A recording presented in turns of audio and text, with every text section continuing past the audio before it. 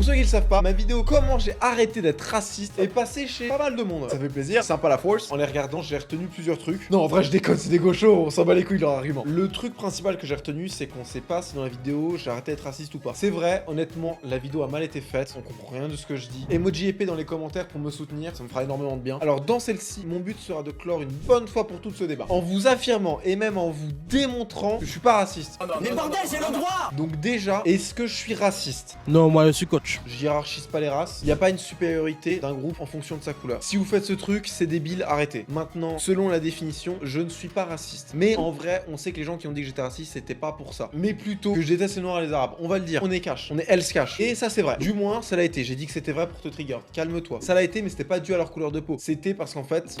Yo, justement, parlant de Merguez Superstar, quand je dis que c'est de la folie, c'est vraiment de la folie. Merguez Superstar va vous apprendre à faire une bonne vidéo, à les monétiser. C'est quoi une bonne miniature d'une mauvaise miniature? Vous avez toute une communauté avec des grands, pas des petits. Parmi les grands, on a Rémi de Fitness Muscu, on a Out, Palté, on a Palmito, Kélian, il y a aussi What a Fail. Vous avez toutes les pièces en main pour réussir sur YouTube si vous avez Merguez Superstar. Ça coûte que dalle. Au lieu de vous acheter un jeu et de vous branler sur un truc à la con, vous prenez Merguez Superstar. En 2 mois, vous l'avez rentabilisé. En 1 an, vous êtes youtubeur, vous avez tout réussi. Ne vous faites pas chier à regarder des trucs à la con ou essayer de faire des vidéos qui au final seront nulles. Si vous n'arrivez pas à faire de vidéos, apprenez de gens qui savent les faire. Sur Merguez Superstar, il y a des conférences. Les conférences sont ce que vous allez apprendre. Il y a des conférences sur la voix, sur la miniature, sur l'argent, sur comment déclarer son entreprise, mais ça on s'en fout. Quand t'es à ce niveau, tu déclares pas. Vous pouvez aussi passer chez Lohan pour une analyse de chaîne. Lohan va prendre votre chaîne, va vous dire ce qui va pas. Ça, les gars, même moi je suis passé dessus, il m'a défoncé, mais c'est feedback de folie. Et avec ça, les gars, vous devenez bon. Si maintenant mes vidéos font ce temps-là, si elles ont cette qualité, si elles ont tout ça, c'est pas moi tout seul qui les fait. C'est Merguez Superstar qui m'a filé de bons monteurs, qui m'a filé des techniques, qui m'a filé des idées. Les gars, vous ne pouvez pas partir en full impro sur YouTube. Il vous faut un réseau. Merguez Superstar vous l'offre. Tout ça pour 24,99€ par mois. Les gars, c'est que dalle. 24,99€ par mois, c'est le PS Plus. Gars, si t'as le PS Plus alors que tu fous rien de tes journées, coupe cette merde et prends Merguez Superstar. Tu changeras ta vie, fils de... Je vous préviens, les gars, ça dure jusqu'au 17 mai.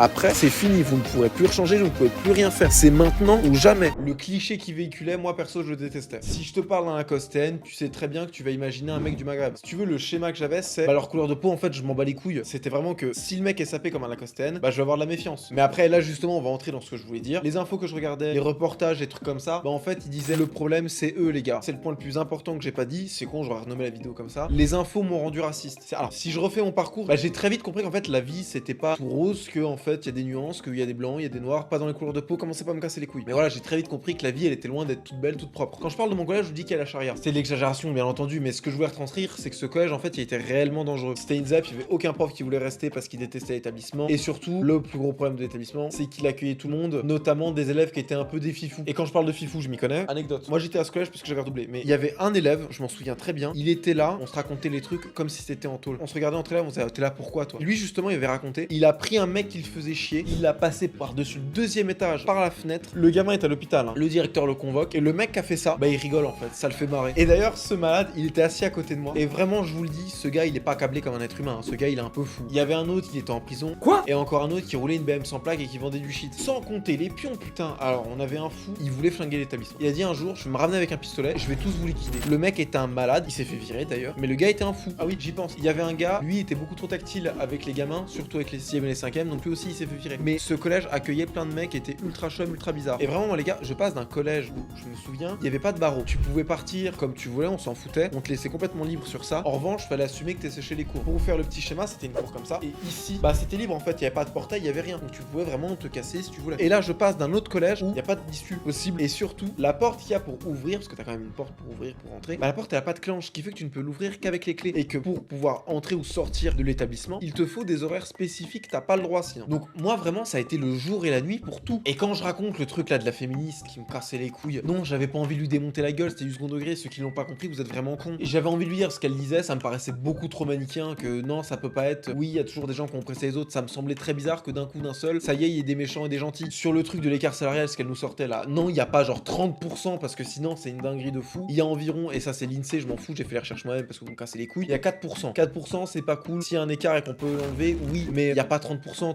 50%, c'est une dinguerie. Et encore, les 4%, faut doser parce que je suis même persuadé qu'on peut descendre à moins. Hein. Quant au truc d'Ahmed, c'était vrai, il a vraiment sorti ça. L'autre, elle était toute gênée. D'un côté, tu m'étonnes, qu'est-ce que tu veux répondre à un élève qui te dit ça? Mais surtout, moi, le truc qui me vénérait le plus, c'est qu'elle a rien à foutre là. Qu'est-ce que vous me foutez une femme qui va parler de féminisme avec un des sujets genre bien orientés à gauche? Enfin, si c'est ça, on fait rentrer le PCF, on dit que le communisme c'est trop bien, il faut que tout le monde soit coco en fait. Même si elle disait peut-être des trucs qui étaient vrais et tout, on s'en fout, c'est de la politique, c'est à l'école, ça a rien à foutre là. Quant au lycée, ouais, au lycée, je me lâchais totalement. Maintenant, pourquoi? Bah déjà, quand tu regardes uniquement du contenu de droite, t'as que les infos de droite, donc forcément ça te lobotomise un peu. Dans les trucs là, tu vois que la France elle est attaquée par uniquement les migrants et pas des migrants de Russes, mais des migrants. Je vais pas finir ma phrase. Ensuite, que la France insoumise, bah c'est que des salopes qui cassent les couilles, qui veulent pas aimer le pays, qui veulent rien de tout ça. Et surtout que la majorité des médias, en fait, et ben c'est les médias de droite qui détiennent la vérité, pas les médias de gauche. Les médias de gauche, c'est que du pipeau, c'est que de la connerie. Alors qu'en vrai, les gars, et c'est moi qui le vais le dire, en vrai, les gars, Mediapart a lâché plein de dingueries, plein de trucs qui ont aidé un maximum de gens. Hein. Ce qui m'a rendu fou au lycée, c'est quand j'essayais, tant bien que mal, aussi maladroitement que possible, je le reconnais, d'apporter un peu de contradiction, je me faisais allumer ma grand-mère. Mais le truc, c'est que moi, alors je suis peut-être un peu con sur ça, t'essaies de m'éteindre, t'essaies de me dire de fermer ma gueule, bah ça va être pire, je vais juste encore plus l'ouvrir. Tous les jours, on va jouer, hein. Moi je préviens, hein. moi je me défends. Hein. Et ça crée une chose, ça a polarisé tout le lycée. T'avais soit des gens qui me détestaient, qui voulaient ma mort, soit des gens qui m'adoraient mais qui devaient pas le dire parce que sinon, bah on allait leur casser les couilles. Ce qui du coup, face à ça, quand il y a des gens qui vont voir qui disent ouais mais en fait Elian t'as raison et tout, mais moi je peux pas le dire et tout, ça te donne encore plus envie de l'ouvrir, t'as encore plus envie de te dire ok bah je me bats pour la bonne chose et c'est bon. Sauf que moi, étant donné que je suis un malade, plus on me disait de me calmer, plus on me disait de me détendre et tout, plus en fait bah je pétais un câble et je devenais un maxi droitard, je m'en battais les couilles. Et justement ça putain c'est un point que j'ai pas abordé. Si vous avez un pote qui commence à être un peu dans ça, lui dites pas non tais-toi tu dis de la merde et tout, c'est pire. Si vous faites ça, ça va le gangréner, ça va faire pire, il va se lâcher encore plus. Allez surtout pas essayer de le rabaisser ou de l'infantiliser, ça va faire l'effet inverse. Ce qu'il vaut mieux faire, et c'est casse-couille, mais t'as pas le choix, c'est discuter avec lui. C'est discuter, essayer de voir genre vraiment au plus profond de son idée. Tu lui dis, ok vas-y, pourquoi tu penses ça? D'accord, oui, ok, je vois. C'est peut-être qu'à la fin il va dire, bah en fait je vois beaucoup de criminalité, de récidive dans notre système carcéral, faudrait peut-être le changer. Je sais, c'est casse-couille. Moi je sais que si je m'étais vu au lycée, je me serais éclaté la gueule. Mais vaut mieux le faire parce que sinon ça va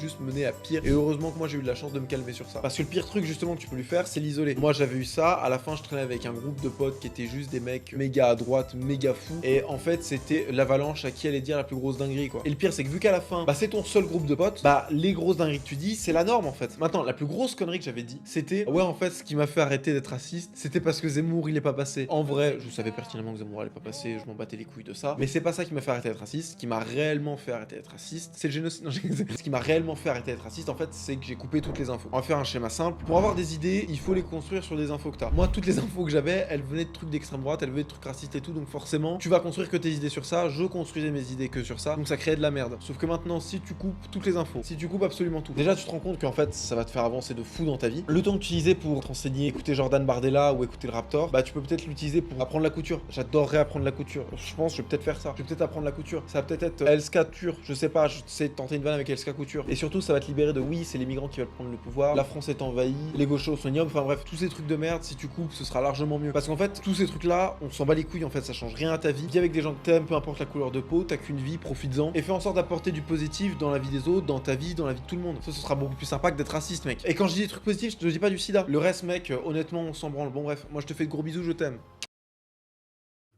Rien à voir, mais tu sais, j'ai l'impression d'être le. Je vous domine, c'est moi qui réfléchis à tout, c'est genre le. Mara Benintoli, le truc comme ça là. Je vous domine, je suis votre guide. Parce que je me suis pas rasé en plus, donc forcément, ça fait le truc. Waouh, waouh, si tu sors ça, waouh, je suis dans la merde. En vrai, mais là, tu sais, en toute fin.